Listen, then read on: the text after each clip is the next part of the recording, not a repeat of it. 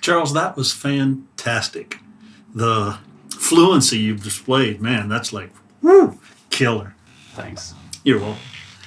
This portion of our video here is, I thought I'd just ask you some questions, like in an interview, Sure. and that way your audience and your fans, they get a little bit of chance to know you. Cool? Sure. Yeah. Good. Let's start with some background.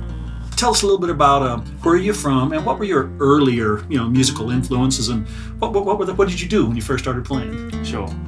Well, so I'm originally from London in England, and the start of my musical journey was playing classical piano at the age of 7. And I just kind of immediately enjoyed the discipline of it, and That's great. yeah, and just sort of the feeling of putting in a lot of hard work and seeing the improvement and the results from that.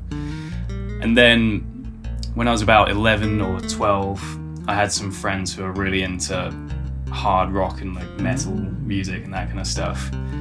No metal piano? No, none of that. So I had friends who were really into bands like AC/DC and Metallica and all those kind of bands, and a lot of them played guitar and drums, but not many of them played bass. So I thought that if I wanted to play in a band with some of my friends, I should start playing bass. Did you actually do that? Did you play in bands like that when you were younger? Yeah. What, teenage years? Yeah. Cool. When did you sort of, discover the bass, or when did you start going, man, I want to learn to play this instrument, not just in a band? When did you decide that? That was probably when I was about 17 in high school.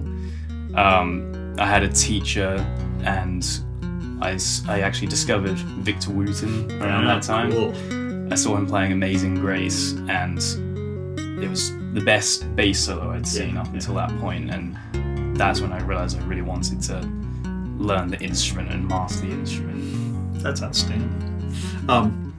Who are some of your current bassists, influence people you like listening to? Definitely been getting into James Jameson quite a lot. Still Victor Wooten, Marcus Miller. The normal heavy players that everybody likes. Exactly. Very cool. Yeah.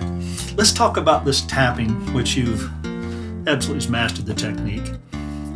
Me being your teacher, I can remember a bunch of this stuff, but I want to hear you sort of tell how it affected you, and that is, what did you think about, or what did you do when I first said, you ever tapped the bass? Tell us a little bit about it. So I had sort of dabbled a bit in tapping, mainly just sort of nice chord things, like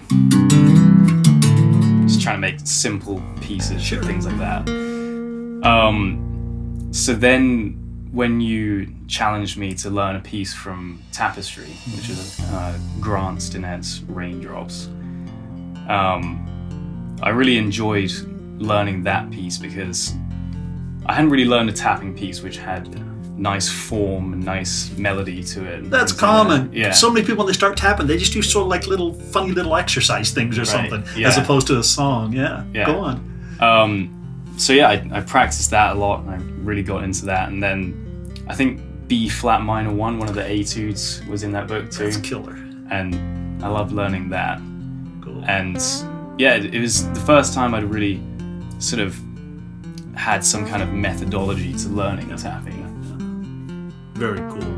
And then I got you started on the 12 Keys book, right? Yeah. 12 Keys to Success, which the etude you played today is from that. Yeah. Which one is that? I always forget. What's it It's called? D major 3. D major 3. Cool. Yeah. And as I remember, you just jumped into that both feet. Yep. I said, why don't you learn all those tapping etudes? And I'm guessing, but what, you learned maybe 10 of them About that. in about 6 weeks, maybe 5 weeks? Something like that, yeah. Yeah, you really got them going fast. And then we moved on to your own book, publication, along with me, with a whole bunch of your own compositions. Yeah. And they're just incredible. If you haven't heard his playing, seen it, video and compositions on two-handed tapping, that's the name of the book that we released jointly, it's just tremendous. Can you talk for a moment about writing those tunes? Sure. So, as you said, I learned about 10 of the 12 keys tapping etudes, and then that really helped me to write my own pieces because I had a lot of the sort of vocabulary from those pieces in my head already.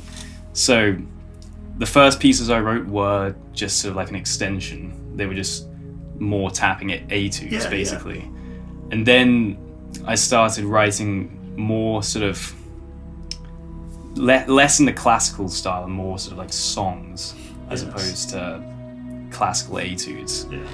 And they just sort of got more and more complex from there. I was actually sort of making exercises for myself in order to develop certain aspects of tapping technique.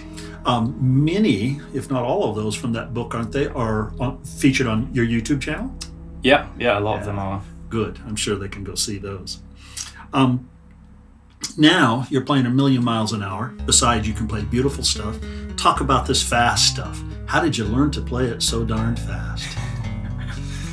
Well, the short answer is many hours of practice. I found that in order to go from just moderately fast to really fast, I actually have to sort of really actually focus on